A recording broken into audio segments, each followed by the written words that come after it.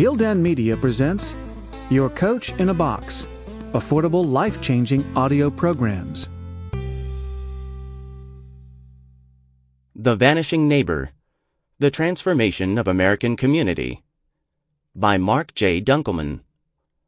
Narrated by Timothy Andres Pabon. Introduction. From one Queen City to the next.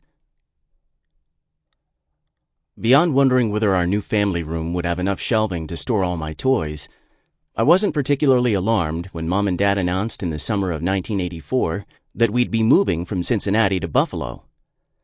At no point was I fazed by the prospect of leaving the only home I'd ever known, let alone the 3 surviving grandparents who lived nearby. Rather, and maybe in keeping with the tendencies of a kid gearing up for kindergarten, I got swept up by the adventures I imagined we might have awaiting us. Hours of cartoons had ingrained in me the impression that, when it came to big trips, unknown splendors invariably lay ahead.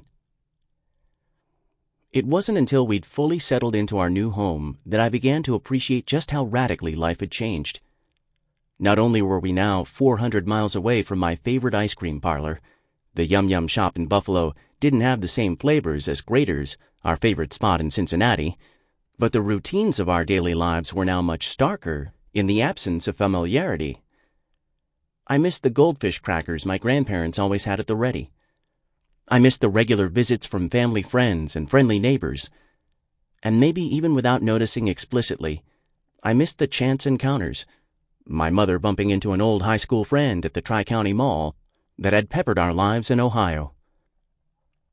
Certainly part of that was nostalgia. No kid wants to give up his favorite flavor of ice cream. But there was something else as well. Lonely moments are inevitable when a family moves, but my sense that something else was missing was made ever more palpable each time we made our annual journey back to Cincinnati for the holidays. At some point during each visit, my dad's father and brother would whisk a few of us away for a tour of the old neighborhood. We'd begin at Sugar and Spice, the greasy spoon diner that had been serving customers since 1941. And then, as I hunkered down in the back of my father's slow-moving Chrysler minivan, the adults up front would begin to reminisce. That's where Johnny Osher lived. He invented an electric toothbrush and made a fortune selling it to Procter & Gamble. I always had a crush on the girl who lived down the street. Whatever happened to her? That poor kid. At 5 o'clock every evening, even in high school, his mother would call him and his brother in for... Sample complete. Ready to continue?